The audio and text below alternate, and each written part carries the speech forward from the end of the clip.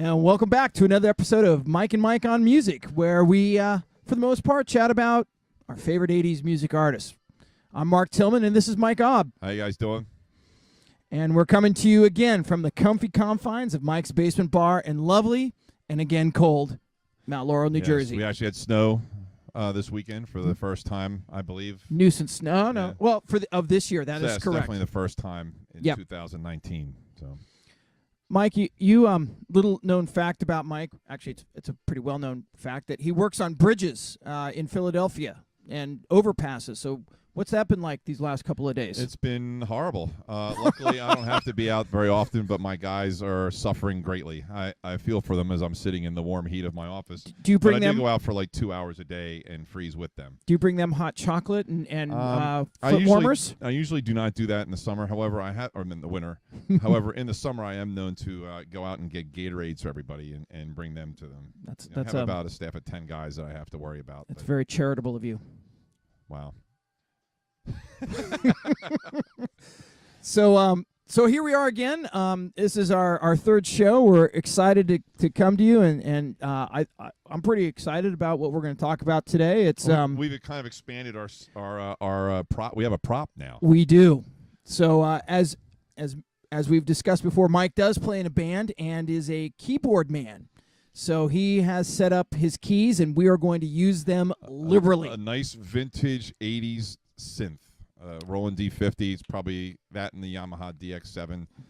Probably the two most popular 80s synthesizers that there are. And I have one. How long have you had this particular piece of equipment? I was actually discussing that with my children before you got here this evening. Oh? Probably 1980s. 88, 89, sometime around there. And have you had to do anything to it to make sure that it still keeps the same sound and performance that you've become accustomed? I had to change the battery. That's it. And I did have one problem that I had fixed. I have a guy I know over on the other side of Philadelphia who is the only person I know in the area who fixes these vintage analog synthesizers. Yep. And he's great, and he fixes everything. I do have a key that doesn't work, though. I have to get that fixed. But I still play it. That's right. So it's the silent key. It's the silent key, yes. Excellent. Kind of like the silent E. It's a silent key. So, Mike, we're gonna try and do a segment here called "What Happened Today in Music," and so what is? So everybody knows, this podcast will probably be airing a few weeks after we record. What is today's date? Today is July. You like that? Here we go. Nice segue. January 14th, 2019. Do I have that correct? I believe you do. Okay, good. So, today in music, January 14th, there's actually two, I think, remarkable birthdays. Depending on what side of the pond you're on, there are probably a bit more influence from one than the other. So let's start with sort of the minor one, and that's Chaz Smash, who that's a great name, by the way. Yeah, it really is. And I don't know if that's his God-given name, but I highly doubt it. I'm happy to go with it.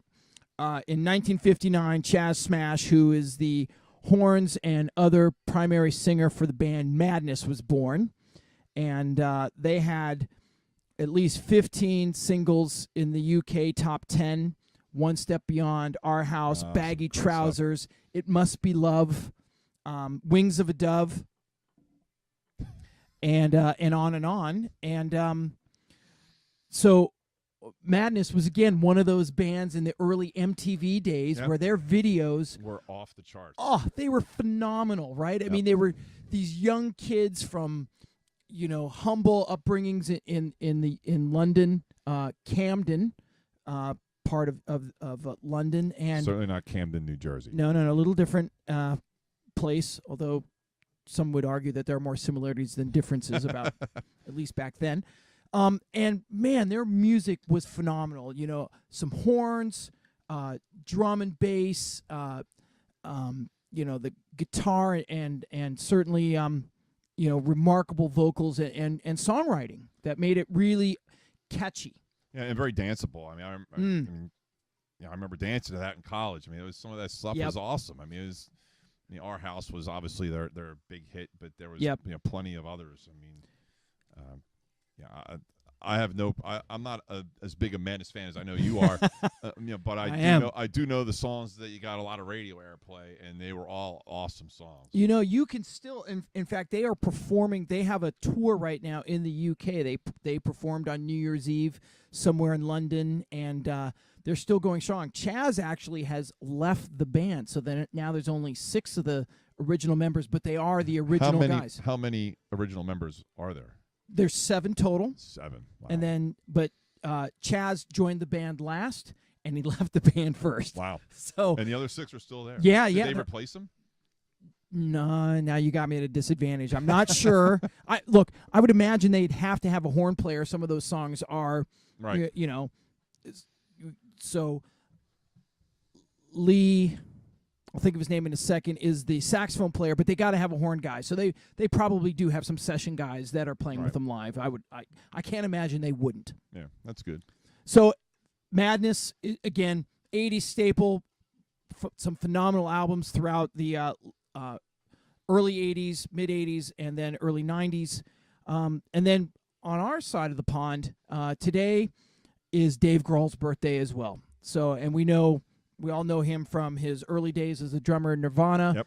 and then of course the principal guitar player and impetus behind the band, Foo Fighters. the Foo Fighters. What an incredible musician he is. I mean, to step out from behind the drum kit and pick up guitar and play at such a high level, I mean, that's pretty amazing musicianship, I think. And he's, I mean, I was never a grunge guy. Right, me neither. But I mean, the Foo Fighters really aren't grunge, Mm-mm. and I really enjoy the Foo Fighters. I've never seen them in a show. I've seen videos of their shows, and there's like nothing off the table with them. And they'll cover. I saw them covered on a video, John Lennon's "Imagine," and it was Wow. It was really strange, but it was awesome at the same time. I mean, it's, imagine like a really hard rock version of that song. It sounded really, really good. So Dave Grohl's from Alexandria, Virginia, right? And I did not know that. No. And if you listen, for those who are familiar with his style, one of the things he does not do is take himself too seriously. No, he does not. In fact, he calls people up on stage to perform with them, and I've seen it happen. Which is awesome. There's not too many people that are going to take on Animal in a drum off. No, that's tough. That's a tall order. I mean, we all know that Animal is the best drummer in the world, by far, without a doubt. But and he took him on, and it ended in a tie. So there's a lot of you got to have big figs to do that. Let's be clear. And then if you look at some of the things that he does with his videos and his engagement on social media and stuff like that, yeah.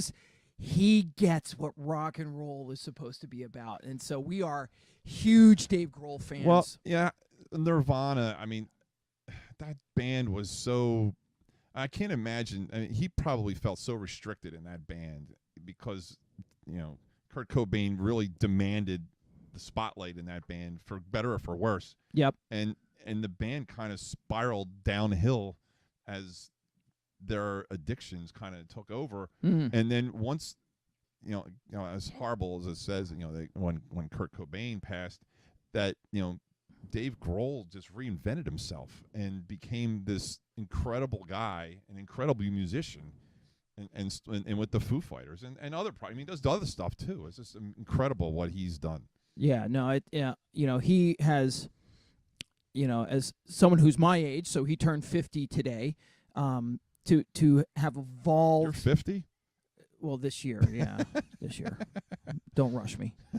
To have evolved as someone who's just as a musician and as a person of keen interest in the United States, they don't come any more genuine for people that live in that space in the spotlight. Yeah. So there you go. That's today in music. A couple birthdays that we both thought were notable, and we're going to take a break, and then we're going to come back with Beer of the Week. Beer of the Week. Hey, we're back. welcome back to the podcast. And it's time for Mark and I's favorite segment, one of our favorite segments, the Beer of the Week. Yeah. So this beer that we have today is not local. It's our first non-local beer. It was actually a gift to me from one of my coworkers who was in Las Vegas over the Christmas break. He was there for a couple days after, went New Year's Eve, I believe. And As he you brought do. us this fine pale ale from Hop Nuts Brewing. What'd you find out about this, Mark? Well, they are located in the Arts District of Las Vegas, so there's a lot of things I'm discovering. I was unaware of a Arts District of Las Vegas. Me too. So I think we'd start with that, and that there's probably an underground, maybe not an underground, but a locals only scene in that space, and I'm sure that these people are occupying a really important area of that. So what is this beer we're drinking today? It's their 18B. It's a pale ale. I don't know how many different types of hops they use, but I will say it seems for a pale ale, it's pretty smooth. Yeah, it's again, being from Portland, Oregon, pale ales to me usually err on the side of an India pale ale. This, on the other hand, is a very mellow drinking without the pine resin of an IPA, Right.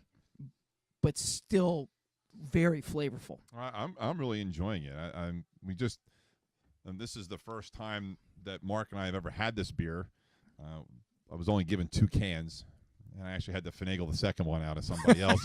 But I wanted it for the beer of the week. And I think it's a good selection. I mean, we've picked some winners so far, but this one's right up there. And hopefully, all of our friends in Las Vegas will frequent the Hop Nuts Brewing.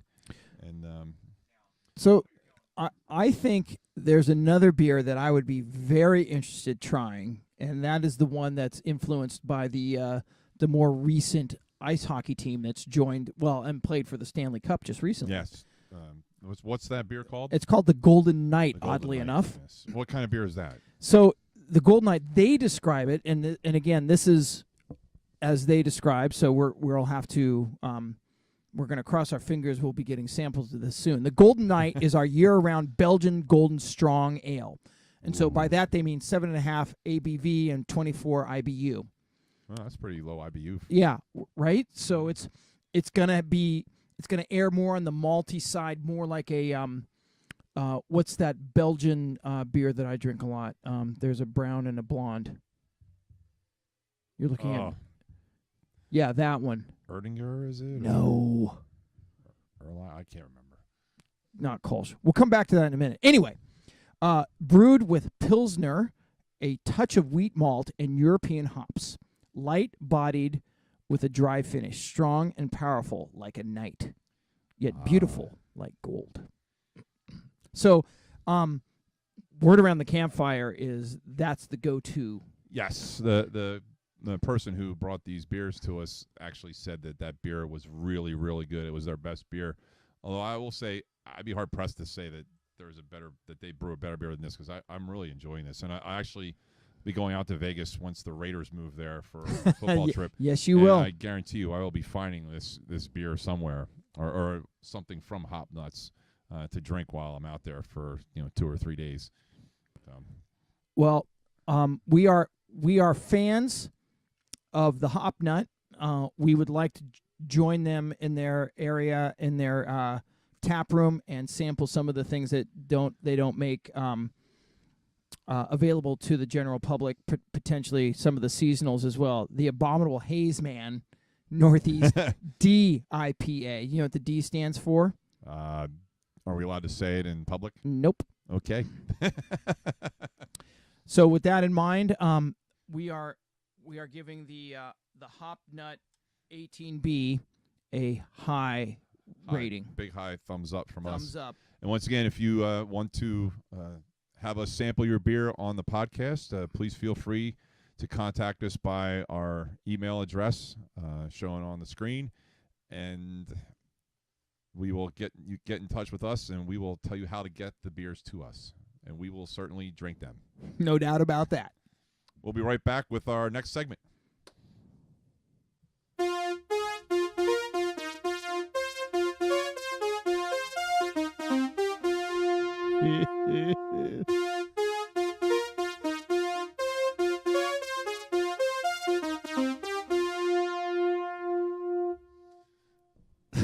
That's still phenomenal that you can do that. Yeah. It's an easy learn, believe me. Come on. Well, that song is. So we have a really fun segment we're going to do now. We're going to do our favorite 80s movie soundtrack. So let's set the guidelines here. So I'm thinking it's like soundtracks that were like, that's music that we wanted to hear as part of this whole genre of maybe not the beaten path. Yeah, I think we're going to music. leave off like Fast Times at Ridgemont High and Back to the Future, Yeah. and the Blues Brothers, Which are all great movies great and movies. really fun soundtracks. Yeah. There's no doubt Yeah. about it. But it's more of the soundtracks that maybe fit within this genre, this space of music where it was like, wow, that's not Huey Lewis in the News. right? It's more maybe great Or The songs that are Bodyguard. off the beaten track. The Bodyguard, another great soundtrack. Yeah, But, Whitney, we love you, Whitney. Yep. God rest your soul. But that's not where we're going with this particular correct. segment. Correct. Okay, So good. maybe some other time we do, but not Yes. not today. Okay. So not Saturday Night Fever. Well, that's the 70s, isn't it? Isn't that 79? Okay, all right. No, maybe it isn't. Maybe. What about Pulp Fiction? You want to do Pulp Fiction? That's 80s. Late 80s? No, I don't think so. No? You don't want to twist? No. Okay. No. So. All right, so, Mike, you get the lead off here. Well, to me, 80s soundtracks start and end with Purple Rain. I mean, to me, that's especially with what we're talking about. I think even including all those other, the rock genres and stuff. I mean, Purple Rain, Prince revolutionized music, in my opinion. He was one of the most underrated, once again, God rest his soul, and not just because my wife's from Minnesota. He is one of the most underrated guitar players ever. And well, isn't that when Eric Clapton was asked, what's it like to be the best guitar player in the world? He said, I don't know, you have to ask Prince. Have you ever seen Prince play that Why My Guitar Yes. Gently Weeps with Tom Petty? Yes. If you have not seen that, Yes. Google it. It is unreal listening to it's 5 guys playing a solo, and Prince blows them all off the stage. All legit, well-known rock I think Hall it's of Fame it's worthy. a Tom Petty thing, isn't it? Yes. I mean, it was Tom Yeah. Petty started, and then Yeah. somehow Prince got on stage and just blew everybody away. Yeah, there's no doubt he is production, plays all the instruments extraordinarily well, and of course Purple Rain is the soundtrack. Let's leave the movie, the cinematography away. You can't not listen to it from start to finish and be just it's emotionally tugged. It's remarkable. And I have to say that the two songs that probably were the most popular, When Doves Cry and Purple Rain, are probably my 2 least favorite songs on that album. I mean, I love the beautiful ones. Yes. I Will Die great. for You, or I Would Die for You. I mean, those songs to me are awesome. I mean, Darling Nikki, of course, is a little off the beaten track and maybe a little off color, so to speak, but it's a phenomenal song. Revolutionary for the time. Yeah, and I love his band. The Revolution were an awesome band. And, they still tour on occasion. The songwriting. He did most of the songwriting, but Wendy and Lisa certainly helped out with the songwriting. There was a lot to like in that all those songs, and of course you had not included on the soundtrack, but The Time had a few hits from that too. Morris Day and The Time, and they were another Minneapolis-based band that got a lot of airplay out of that movie, although not really included in the soundtrack. How about you, Mark? What do you got? What's your lead off for that? Okay, so I think, in my estimation, I think that is in my estimation, the best movie soundtrack because it's done. It's a movie about music, and the music is carte blanche with the movie, right? So that's the top for me. So everything now falls underneath that. Okay. And so for me, I think 16 Candles, that soundtrack is phenomenal.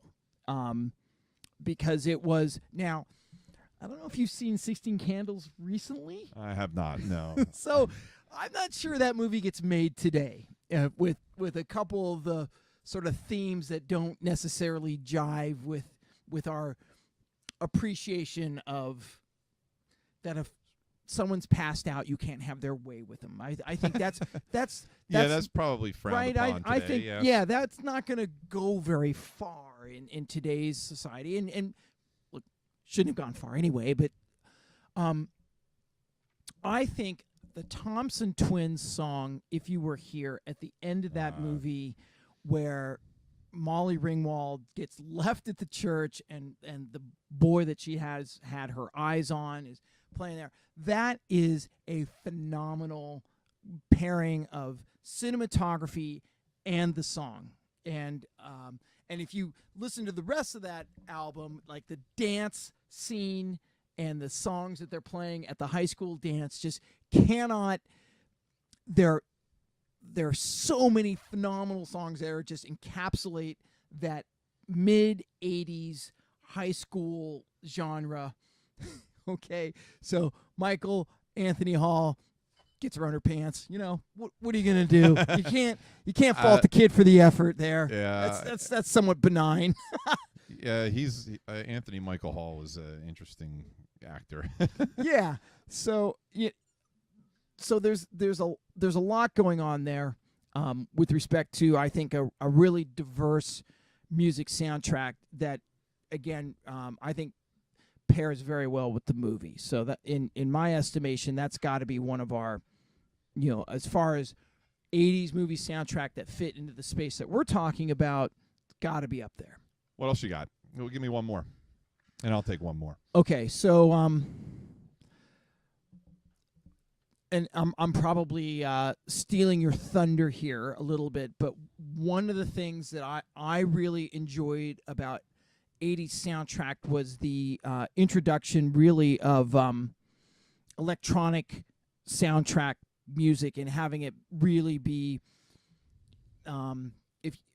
so Miami Vice, right? And and the guy that did the music for Miami Vice, I'll think of his name in a second, was cutting edge in their use of Phil Collins and there was a star in every U2, episode. Like Glenn Fry was in it, right? And so he had a song. He got a song out of that. They got a lot of airplay. You get the Miami Vice soundtrack, I think, is really that's interesting because awesome. That's like a television soundtrack. So it's kind of, but yeah, they did have a soundtrack. Right? I do remember that. Yeah.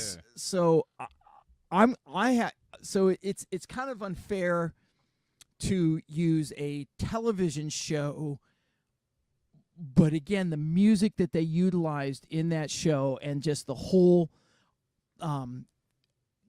marrying up the visual with the music and how it all came together was phenomenal. I don't think there's been a show like that since. I mean, there really hasn't. That show kind of broke a lot of ground, and I don't think that ground's really been revisited since that show's been off the air. I mean, Crockett and Tubbs and the boat and all that stuff. I mean, that was a great show, and it kind of fizzled quick when it went. But nope, there was never another show that married the music and the show quite like Miami Vice, in my opinion. I mean, so it's not Hans Zimmer, it's Jan Hammer who did all that music. And if you've ever listened to that particular, like his thematic music that he used throughout, it's phenomenal, and I think it still stands up today. Yeah. So, yeah, Jan Hammer is certainly. So one of the fun things that would be to play that Miami Vice soundtrack song live, because there's there's some There's a lot guitar, going on there. there's drums, there's It's an electronic drum. electronic drums. Yeah, Yeah. there's a lot of keyboard going on there. The bass line is thumping. You could almost do a whole set of material of just Miami Vice stuff. Oh, Jan Hammer. You could do Phil Collins. You could do the Glenn Frey. I mean, there's, I mean, every episode had like a song that was like the focal point of the Smuggler's Blues. Yes. Remember that was the Glenn Frey song, and it was all the episode was all about drug smuggling. It was it was really interesting how it all got topical. Yeah, no. So in my estimation, I don't think there's a better 80s soundtrack than Miami Vice in my estimation. Well, my other one, I'm gonna stick with the Harold Faltermeyer theme. Good.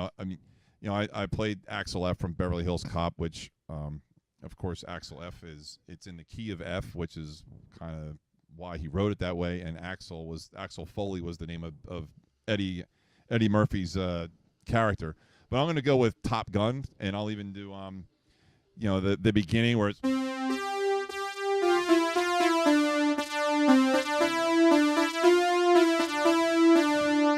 I thought that beginning and right into Danger Zone by Kenny Loggins, and then of course you had the new wave artists that we kind of geared to the show towards. You had Berlin with Take My Breath Away. I mean, I can't remember too much of what other songs were on that soundtrack, but I mean those three songs really stood out to me, and I to this day, I love Danger Zone. I mean, I can't listen to Danger Zone without listening to the Harold Faltermeyer before it, and just thinking of those planes taking off from the aircraft carrier while I'm listening to the Harold Faltermeyer beginning. I can't remember. I don't know what the name of that is. I can't recall.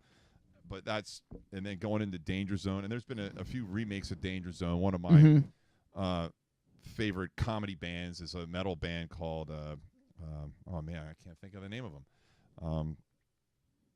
But they do it'll come back to you. It'll come back to me all the time. It comes back to me. Age, of course, but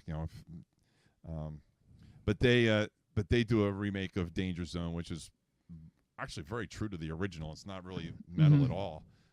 But anyway, so that's where I'm going with that. So that would be my second one. There's plenty of others. I mean, we could talk about 16 Candles, Breakfast Club. We could probably spend all day. Maybe someday we revisit this topic. I mean, it'd probably be cool because there's a lot of 80s movies, and we could probably think of some other 80s TV shows to talk about as well. So I think that's all we're going to talk about for now for the movies, right? Look, so to go back to that Harold Faltermeyer and that view of like being in the command center and trying to get those planes back on the aircraft carrier, and the pilot not being able to land the plane because he's freaked out. Yeah, he's freaked out, and Tom Cruise's character has to sort of guide him back onto the deck, and it's for people of a certain age. There's a lot of Miami Vice in that. You think about it. I mean, with Iceman, the Crockett and Tubbs. Well, it's San Diego. Yeah, it's San Diego. Miami. It's kind of the same city. One on one coast, one on the other. It's kind of the same thing. Bunch of beach bums. Well, there's probably some truth to that. I'm very jealous of that. But no, I mean, if you think about how soundtracks add to the, we're not talking about Chariots of Fire, right? So Vangelis and that music and how it is almost inseparable from the movie, right? There's plenty of movies that are great, but you couldn't remember a single song. I think the movies that we've talked about, how they've really intertwined the music with the cinematography, and nothing could be a better example of that than Top Gun, right? Certainly those first 10 minutes, if nothing else. It's phenomenal. Phenomenal. All right, so we'll be take a break, and we'll be right back with our Deserted Island discs for the week. Yeah, in the warm weather. The warm weather. Okay.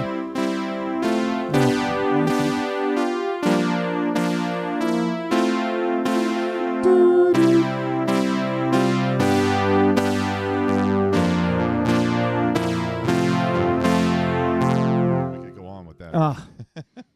So he's still touring. the guy from the Thompson Twins. Yeah, I've seen him. He does a great job. I mean, He's brilliant. He's got 2 girls backing him up, and the 2 girls are. Is it actually 2? It might be 3. They have yeah, there's 3 of them. There's a girl playing electronic drums, and then 2 keyboardists, and then he plays guitar. And we saw him and it was him and Howard Jones, and it was a great show. Oh, that would have been phenomenal. So, what's his name again? Tom Bailey. Tom Bailey. They are still. So he records primarily as the Thompson Twins. I'm not sure Right. that's, but like their most recent album. You like that? Is great.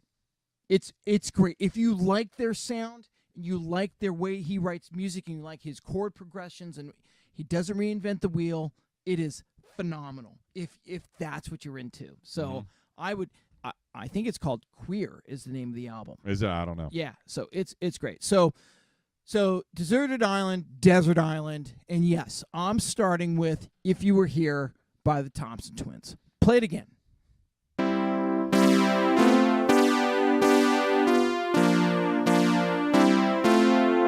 How does that not leave you so pleasantly engaged? Is that fun to play? Or is it too easy? It's pretty easy. I mean, yeah, it's if I put everything together. I mean, I just learned it in the last 5 minutes. But What a problem. so it's not that it can't be that difficult, right? But to put it all together in a song and play it out would be awesome. I mean, because it's a great song. It's a great song. I mean, lyrically, not very complicated. It's certainly a song about a relationship that is in flux, shall we say. But the music, the bass line, the rest of the keyboards, the vocals, it all is a song that you can listen to over and over and over again and enjoy it. Yes. So that's song number 1 for me today. Song number 2 is a song from a band. So I've been accused fairly of not having enough female vocalist in my desert island, right?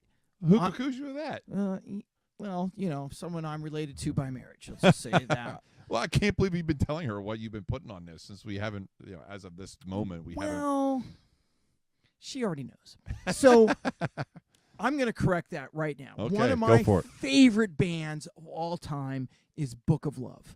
They are from Philadelphia. So obviously your better half will enjoy that since she is a local. Yes, well, one would think. They are a dance club band from the mid 80s. They ticked off, major chord. Okay, so this is where I might get in a little bit of trouble.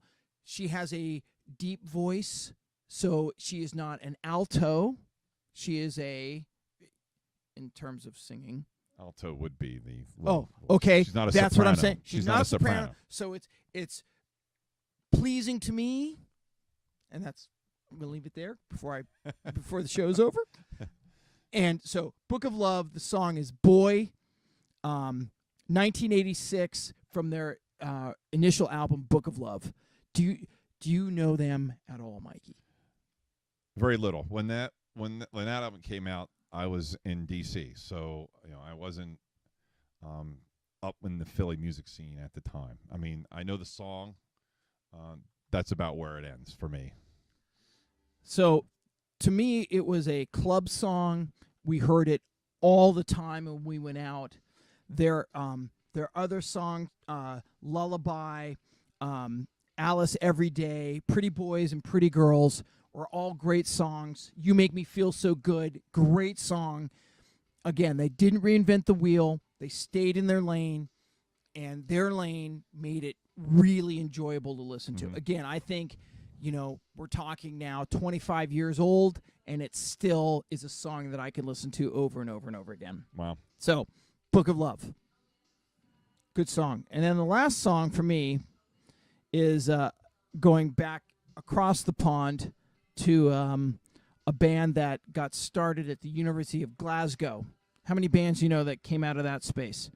By the way, one movie that we did not mention is a recent movie called Sing Street. Oh, yes, we've talked about that. That's a great movie. Such a great movie. My sister, who I'm sure will be watching this podcast because she's a huge 80s music fan, as well as my brother-in-law, introduced me to that movie. It's a great film. Oh, it's brilliant. True confessions, did you get into music to meet girls? Ooh. Wow. Yeah. Pause. No, that's not why I got into music. That's why I got into playing in bands. Excellent. So Sing Street is original music with 80s influences. Great. If that was back in college, by the way. I can't say that now. Yeah. Well, yes, we're all past our use by date. Who's kidding who? So not to interrupt you. I'm sorry. Yeah. No. Fair enough. So Lloyd Cole and the Commotions came out with a song called "Perfect Skin," and that came out in 1984, and I did not hear that. Full disclosure, I did not hear that song until I was going to Dewey Beach with my buddies in Washington, D.C. Wow, Dewey Beach. And my friend Burt Cotter put this on. He's like, "You're going to love this." And he was right. And so I went back and I listened to all their other stuff, great singer-songwriter. They could have, if they toured with REM, no one would have batted an eye. So that level of, really interesting guitar licks and less of a synthesizer band. But again, that particular song, "Perfect Skin," is something that you can listen to and still holds water, in my opinion. I got them, which means he's never heard it. I haven't. I heard it like 10 minutes ago. So anyway, "Perfect Skin," Lloyd Cole. The album is Rattlesnake, which again is, if you like that kind of music, and I would put Big Country in that space. It is something that you should avail yourself to. And again, a lot of these songs that we're talking about today, we're going to put a playlist out there. It'll be available on the website. Okay. Go. So my three songs. I'm kind of skirt the outskirts of the 80s and really push that envelope and maybe Excellent. even a little bit more mainstream, Okay. more rock songs, although maybe not, depending on how you look at the bands. My first band is Jay Giles, who I know you and I both love. Oh, so good. Come Back, which is a song that I've always wanted to play in a band. I have not yet been able to do it. I did Love Stinks one time, which is that album. The Love Stinks album is where Come Back's from. It was from, I think 1979 was when the album came out. The single Come Back was released in 1980. Amazing that, and there's some great keyboards on that song. Amazing that Peter Wolf, the singer, is still performing with the band at 72 years old. And my wife and I saw them in Atlantic City not that long ago. It was probably 2 or 3 years ago. And if you've never had a chance to see Jay Giles and you like Jay Giles, go see them. They are unreal live. They say when Peter Wolf comes out, the first thing he says, "Are you guys ready for a dance party?" And you're like, "Yeah, right, okay, you guys are 70 years old." Yeah, but man, they deliver, and like every song, you might not know every song, but man, it just goes on and on. 2 hours of hard hitting music, and some great songs. My band, we play oh man, I can't remember what the song is for the Jay Giles band. Freeze Frame? No, it's Centerfold? Older. No, it's older. I Do? No.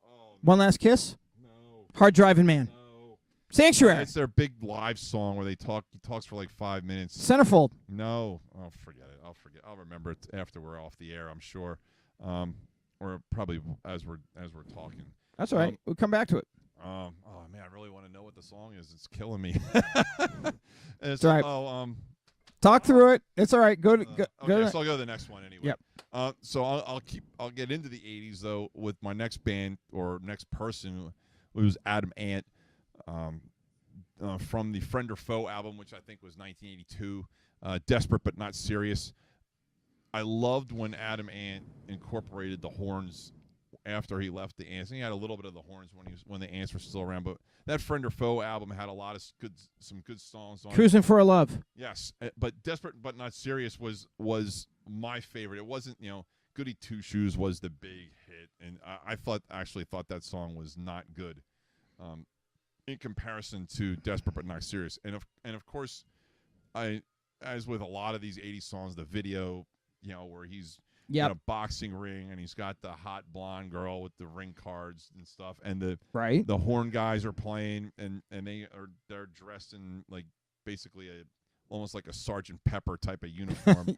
Yeah, that was their thing though, like that whole Native American, but the double-breasted jacket thing. Must have got lost. That was the Jay Giles. There you go, attaboy. I knew I would think about it at some point. What made me trigger that, I don't know. But so that's my second song. My third song, I love that song. My third song is a little more obscure. Maybe not the band. Let's talk a little bit more about Adam Ant, because what an So did you ever see them live? No. So I had one. They played at this little hole-in-the-wall bar in West Hollywood, and you had to stuff 2 drum kits on that stage, plus the horns, plus the guitar, and then he did his whole, like, he moved around the stage, right? Mm-hmm. It was a phenomenal live show. He was here, he was playing in Philly not long ago, and their guitarist passed away probably in a hospital about 3 miles from where we are sitting right now. The night before the show. I don't even figure out what that was. It was a heart attack or something, wasn't it? Oh, that's so sad. And so obviously they canceled the show, but he did come back. Unfortunately, I couldn't go either time, and so I missed out. And I'd love to see him live. I mean, I've heard, well, you telling me, and my sister, who's a big 80s fan, as I said, has also seen him live and said that they were very good. He's very entertaining live. No doubt. I mean, probably isn't as agile as he used to be back maybe when you saw him. Right. But his trials and tribulations are well documented in various publications. But man, the guy's an entertainer. I mean, he really is. So, but that's my second song. My third song, another band that's had some success, but I'm going completely off of what they, where they had success, and that's Mike and the Mechanics. Everybody knows All I Need Is a Miracle and the whole Living Years thing with the dad and stuff. Yeah. So the album after the Living Years was an album called Word of Mouth, which if we were doing actual CDs like the City Paper used to do, this would be the number one CD that I would take with me. Even though this CD, nobody listened to it. It did not get any airplay, but and I could pick almost any song from this album, but this album at the time when it came out in 1991. What's the song? Everybody Needs a Second Chance. Okay. And I said I could pick 3 or 4 other songs from this album and be just as happy with that pick. But this song and others like it, there was a lot of what I was going through in my life in 1991. There was a lot. This song, as well as Stop Baby and Let's Just Pretend It Didn't Happen, or never happened, whatever it was, that those songs really filled up a void in my life that I had at the time, and it's songs I'll never forget, and I've seen them live. They're another band that, I mean, Paul Young passed like 10 years ago, however long it was, but they still tour. They came to the States. I actually had second row seats to see them, and they were great. I mean, they played in Atlantic City to a half-full arena, which was very disappointing. But they had played the 2 nights before. They played in North Jersey and in Bethlehem, Pennsylvania. Yep. And I think that their promoters did not do them justice in scheduling 3 shows in this really the same area within the span of 4 or 5 days. And right. So, I was ecstatic to get to see them live. And now Mike Rutherford, who, as if you don't know, is the guitar / bassist from Genesis. He was the only. I think he's the only one really left from the original Mike and the Mechanics. But they were musically. I mean, they have a gentleman who sings with them now. Still, they actually have two singers. One guy was from England who plays keyboards also, and then he did about maybe a third of the singing. And the guy who did the majority of the singing was a Canadian guy who is a Broadway guy, not Broadway, but whatever the Canadian version of Broadway is. I don't know whether it's in Toronto or Montreal or something along those lines. And Regina. Yeah, maybe. Some Saskatoon or something like that. But he was phenomenal, and all of them were. But I mean, some of the stuff, and I think they actually played this song, if I'm not mistaken. And it was, they have a lot of good songs, and they're I like Mike and the Mechanics. One of my favorite bands. And I'm a big Genesis fan too, but this is kind of certainly not Genesis, certainly not old Genesis, right? The progressive Genesis, which some of it I like, some of it I don't like. I was more of a pop Genesis, but even though I do like prog music, but I really love Mike and the Mechanics, so that's why I mean, you might see these guys pop up again in my Deserted Island discs. Because I like them so much. No, I kind of feel the same way about the outfield that you feel about Mike and the Mechanics. Right? For me, what they are doing just sits well with me, right? And not, who's be clear, with not everybody else. So no, I get how you feel about them. I will say the outfield's going to make an appearance very soon on my Deserted Island. Outstanding. So, I'm sure we'll get to that at some point. So, in conclusion, if you want us to, read your Deserted Island and talk about your Deserted Island songs, please feel free to email us. Got to limit it to 3, though. Yes, limit it to 3. We get to pick more because we do this once a week. That's true. And if you have any comments, suggestions, any topics you'd like us to discuss, please get in hold of us through our email. We also are on Facebook now. So there's plenty of ways to get in touch with us. And we look forward to it. We'd love to hear from you. We'd like to hear from our friends overseas that we know, and hopefully we get to chat with some of you, and even if it's through this medium. So we will see you next time. Mike, it's always a pleasure. Of course, the pleasure is always mine. All right. So with that, we're gonna say we'll see you later, and listen to lots of music. It's always a good thing.